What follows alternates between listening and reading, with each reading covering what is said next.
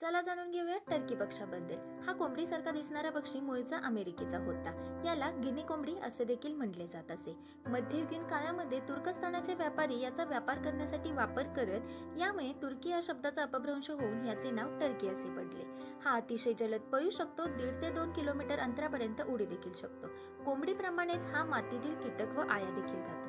यांच्यामध्ये बहुपत्नीत्व आढळून येते। एकाच नराला खूप साऱ्या माद्या देखील असतात आणि ह्या माद्या नराला खुश ठेवण्याचा प्रयत्न देखील करतात। प्रजननाच्या काळामध्ये झुडपाच्या खाली अंडी घालतात। यांची पिल्ले अशी इतकी चपळ असतात की हे जन्मल्यानंतर स्वतःचे अन्न देखील वेचून खाऊ शकतात। यांचे मांस अतिशय स्वादिष्ट आणि रुचकर असल्यामुळे पश्चिमात्य देशांमध्ये ह्या पक्षाला खूपच मागणी होती। यामुळेच याची बेसुमार हत्या झाली आणि यांचे प्रमाण घटत गेले। आता काही दुर्मिळ भागांमध्येच या पक्षाचे अस्तित्व आढळते। अशाच खूप साऱ्या फॅक्ट जाणून घेण्यासाठी आमच्या चॅनलला सबस्क्राईब करा। Thank you for watching.